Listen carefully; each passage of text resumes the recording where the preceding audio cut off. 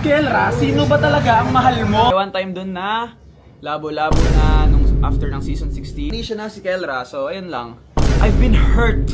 Na-hurt lang ako dun sa thought na yon. Parang promising yung pagkakasabi. So, yun yung feel namin towards each other. Hi guys, welcome back sa ating YouTube channel.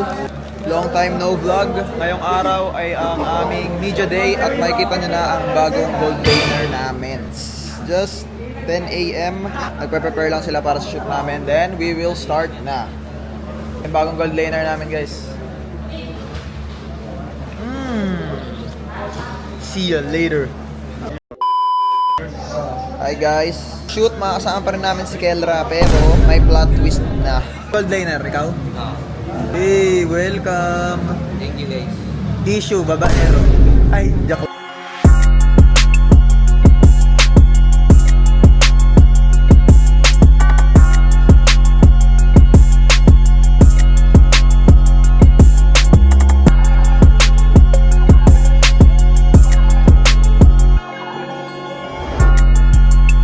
Hi guys, so andito na ang susuot natin na pinrovide ng Evo, which is ang collab ng Onyx ngayon sa ating roster reveal. Sila Boss Joao, sila Boss Carlo at marami pang ibang mga content creator na mag-drive. Ang mga motor namin na gagamitin mamaya.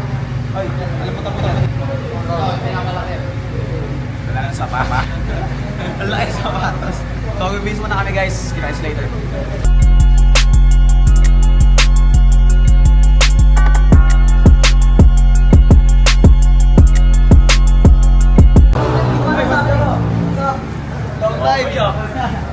Saan dito yung magamitin ko? Pamili ka kung gusto mo sports bike, adventure bike, o kaya scooter. Scooter lang ata ako. Hindi, wag. Maganda big bike. So siguro mine ko na to. Mine ko na tong bike. Ayan o, Evo. Kelra, sino ba talaga ang mahal mo? Pasensya ka na, Kyrie at Kingdom. Lala. So guys, it's a prank lang lahat yun. Si Kelra pa rin ang gold laner namin. Prank lang yun, hindi alam. Na-prank namin kayo? Na-prank ang mga Indo. Na-prank. Sa amin pa rin yan. Inagaw mo sa amin si Kelra! Hindi ko siya inagaw! Siya sumama sa akin! Kelra, sino ba talaga ang mahal mo sa aming dalawa? Bruce Road ba yan? Bruce Road? Parang legit na rider eh. Rider. Narinig nyo naman sinabi ni Boss Joao, kami ang magdadrive mamaya. Iikutin namin ang QC. Kaso traffic. Yun lang problema. So bukod sa pagiging rider, lumalabas sa mga performative male. Asan yung labubo ko? Pero walang labubo, yun lang ang kulang sa ano niya guys, sa collection niya. And may isa tayong guest. Hey, Henry!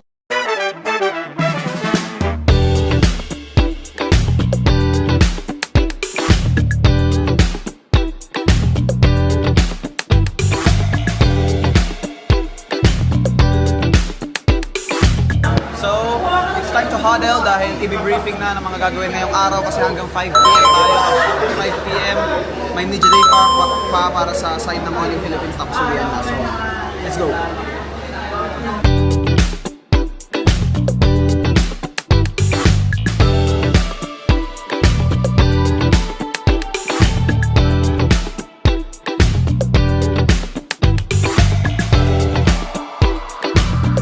Guys, start na ang bakbakan ng ating shoot. Ito ang isa nating rider. Pero hindi straight yung buhok niya. Ha? Jersey check muna kasi mag-shoot na kami. Ay, shoutout na yung salamatan mo sa journey mo. Thank you, Lord. Nakapag-shoot din sa GTR. Dahil kung wala kayo, di ko makakamit ko. Ano nga sarap mo sa magalis ni Keto? Basta yung sa ano, kung ano. Pwede ka mo. Ako yung nagturo sa'yo, boy. Ano ba? Ano ba? So, in a while, mag-shoot na kami guys.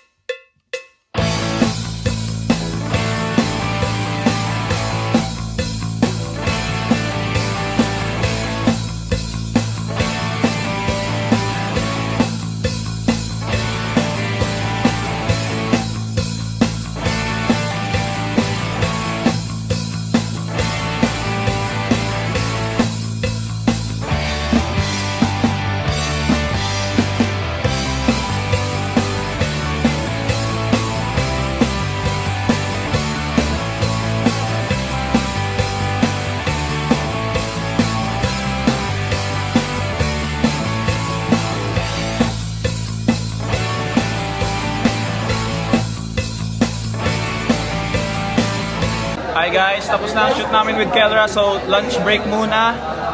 And tapos na si Kelra sa kanyang shoot ngayong araw. So, ang next namin gagawin is ang pinaka-main shoot na para sa Rosterville ng Season 7. Oy, ano masabi mo sa pagalis ni Kelra, Nose?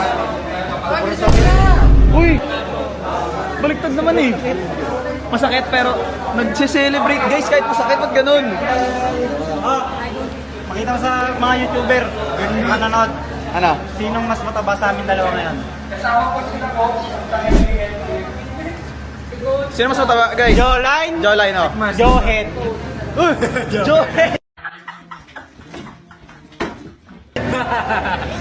Jawhead! Steak. Kulot. Oh! Aray! Aray! At sakit! Joke yan. At sakit! Real talk. Hey, what is Kelra to you? Ha? What is Kelra? What is Kelra to you? Aso. Joke lang yun guys, scripted yun. Sinabihan lang namin si Clay kung ano sabihin niya. It's just a joke, oh. Sorry pre. Sorry, it's just a joke guys. Wala yun. At tinuturuan lang kasi siya ni Prince. Si Prince nagtuturo sa kanya nun. Kain muna kami guys.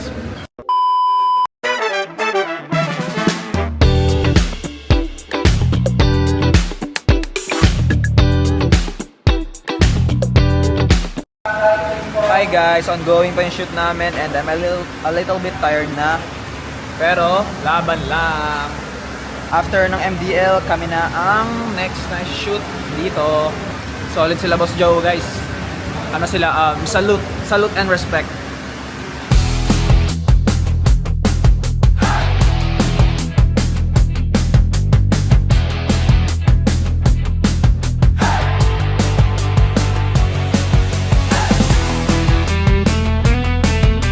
Hi guys, ongoing ang shoot namin ngayon. Kami ang mga riders. Mag-ride kayo mamaya. Mag-ride mamaya. Sama si Boss Joe. Sorry guys, wala tayong experience ngayon ng paggamit ng motor. Kasi wala pa tayong lisensya. Dito lang pwede ka bomba-bomba ka, pwede yan. So, ano? Baka bababayin ko yun guys. Papakita ko sa inyo. Kumuha ka na lang, lisensya. Kaya nga, shout kay mami at kay papa, kuha niya akong lisensya.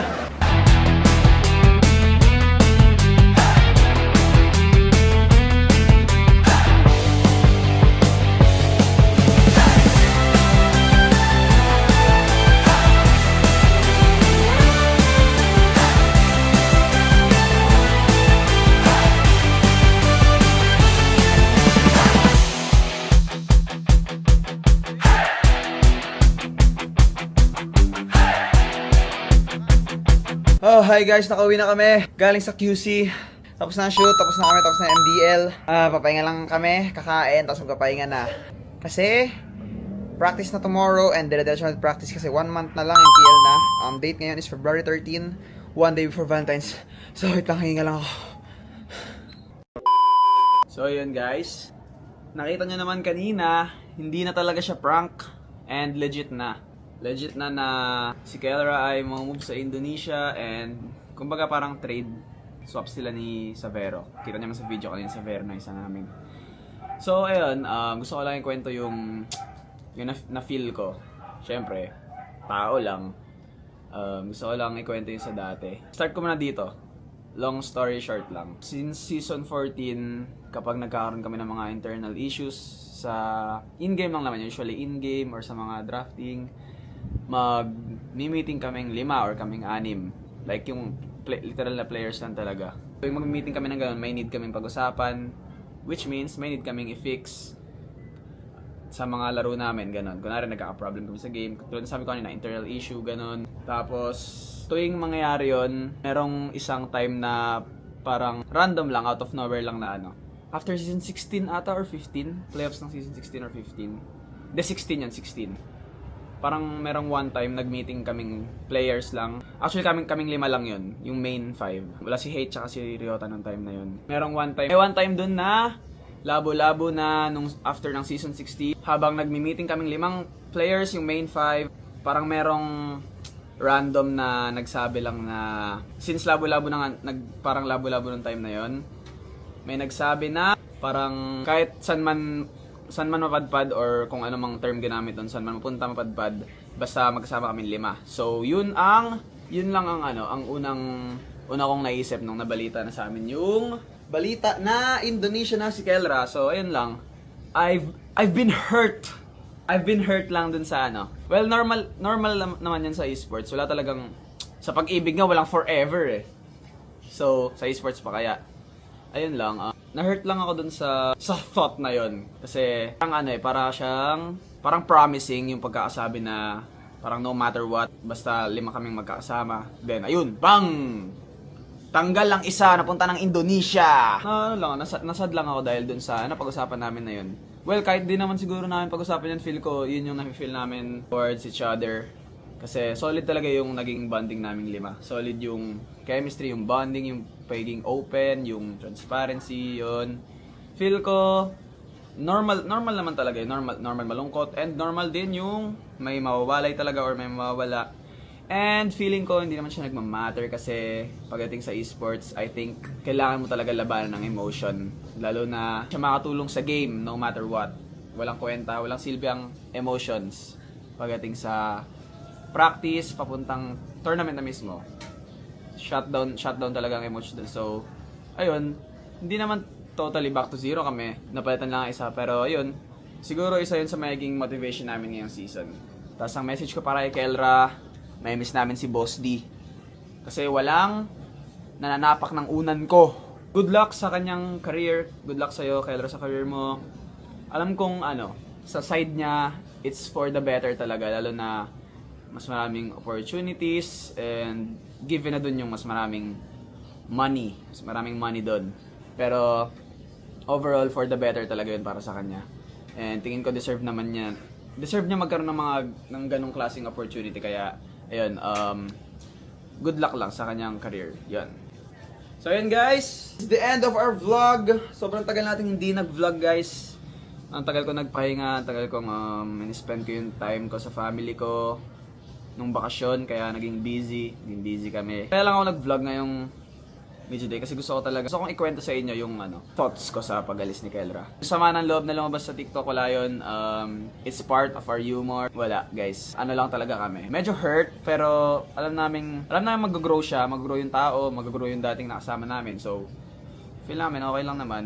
Need lang namin masumikap, and ayun nga, more motivation. Mas na-feel ko yung gigil ngayong season guys, ngayong season 17 dahil dun sa biglaan. Kasi biglaan talaga yun guys eh. Nung bago kami lumipad ng Indo, o sa bago kami pumuntang airport, dun lang binalita na lilipat na si Kelra, tapos kapalit si Clayton, si Severo. Ayun. Kaya ayun, it's a goodbye guys. Papahinga na muna kami kasi focus kami sa practice ngayon. Mas focus lalo kasi mas gigil kami ngayon. Gusto namin makatapat si Kelra at ang Onyx Indonesia sa international. Pero syempre, dadaan muna kami dito sa MPL Philippines. So magsisikap kami para mangyari yun kasi ayun nga, gagawin namin motivation to para sa amin.